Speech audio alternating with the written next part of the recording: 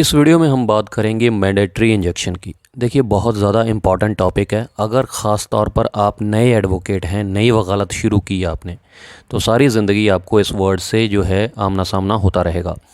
अगर आप 10 वकीलों से पूछोगे ना, 10 एडवोकेट से कि मैंडेटरी इंजेक्शन क्या होती है, सिंपल शब्दों में समझाइए, तो 10 में से शायद एक ही समझा पाएगा आपको। इसलिए बोल रहा हूँ, ये मेरे जो पर्सनल एक्सपीरियंस है मैं वो शेयर कर रहा हूँ।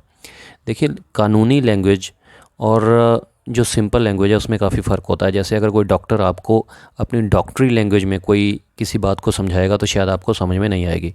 इसीलिए बिल्कुल सिंपल तरीके से आपको समझाऊंगा ताकि ज़िंदगी भर आपको याद रहे।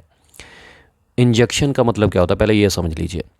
इंजेक्शन का मतलब सिंपल लैंग्वेज में समझ लेंगे अगर आप देसी भाषा में, तो इसका मतलब होता है कि स्टे करना, स्टे लेना, किसी चीज़ को रोक देना, टू स्टॉप, मनाही।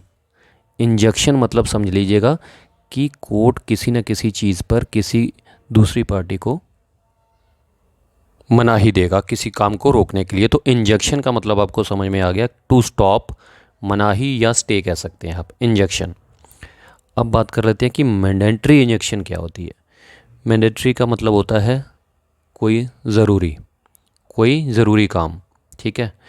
अब कहने का मतलब ये है, मैंडेटरी इंजेक्शन तब लगाई जाती है जब कोई ना कोई गलत काम हो चुका हो। ऑलरेडी कुछ ना कुछ गलत हो चुका है, कुछ गलत हो चुका है, उसको सही करवाना है। कुछ नेगेटिव हो गया, उसको पॉजिटिव करवाना है। कुछ इलीगल हो गया, उसको लीगल करवाना है। आपको विद एग्जांपल मैं अब समझा देता हूँ। जैसे मान के चलिए कोई म्यूटेशन है, कोई जमाबंदी है, कोई म्यूटेशन है, उसको अगर आपने चैलेंज करना है ना कि ये म्यूटेशन जो है वो फेक डॉक्यूमेंट्स के आधार पर हुई है, उसको अदालत में अगर चैलेंज करना है, आपने सही करवानी है, तो उसके लिए भी आपको क्या करना पड़ेगा, मैंडेटरी इंजेक्शन की एप्लीकेशन लगानी पड़ेगी कोर्ट में।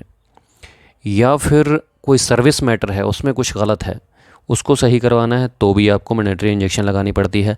या कोई ज़मीन जायदाद का मामला है, मान के चलिए कोई मकान मालिक और किराएदार का मामला है। ए नाम का व्यक्ति जो है वो मकान मालिक है, बी नाम का व्यक्ति किराएदार है। और किराएदार ने क्या किया है कि कोई इलीगल कंस्ट्रक्शन कर ली है, मकान मालिक को पता ही नहीं चला और उसने एक कमरा बनवा लिया है, या कोई दीवार खड़ी कर ली, कुछ भी करवा लिया जो कि वो नहीं कर सकता।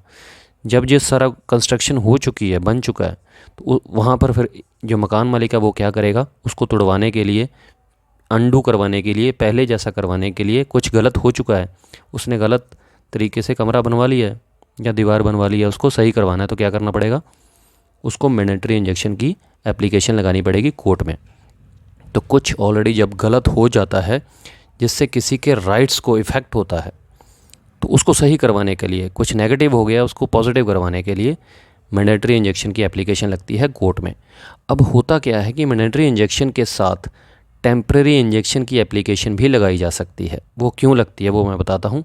अंडर ऑर्डर 39 रूल 1 एंड 2 की एप्लीकेशन लगाई जा सकती है। टेम्परेरी इंजेक्शन की एप्लीकेशन ये होती है। इसका भी सामना आपको ज़िंदगी भर करना पड़ेगा अगर आप एडवोकेट हैं, तो अच्छे से समझ लीजिए। ये इसलिए लगाई जाती है ताकि आपको इंटरिम रिलीफ मिल सके, क्योंकि मैंडेटरी इंजेक्शन का जो आपने सिविल मैटर लगाया है, क्योंकि सिविल केसेस कई सालों तक चलते हैं, इनके रिज़ल्ट जो हैं, इनका डिसीजन जो है, जो जजमेंट है, वो कई सालों के बाद आती है। तो तब तक तो बहुत कुछ नुकसान हो जाता है पार्टी का।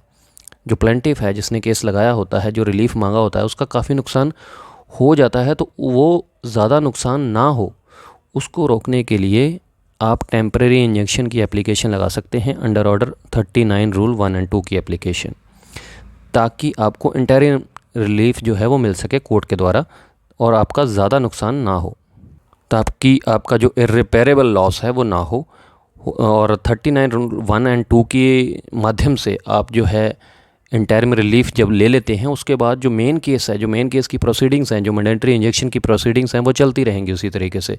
पहले प्लेंटिफ अपनी प्लेंट लगाता है, उसके बाद रिटर्न स्टेटमेंट आती है, फिर रेप्लिकेशन आती है, फिर जो प्रोसीडिंग्स हैं, प्लेंटिफ की एविडेंस होती है, फिर डिफेंडेंट की एविडेंस होती है, रिबटल पे जाती है जो फाइल है, उसके बाद फाइनल आर्गूमेंट्स होती हैं। तो ये सारी प्रोसीडिंग्स तो चलती रहेंगी, लेकिन 39 रूल 1 एंड 2 की एप्लीकेशन लगाने से फ़ायदा ये होता है कि आपको टेम्परेरी स्टे मिल जाती है। तो इस तरीके से ये मैंडेटरी इंजेक्शन होती है।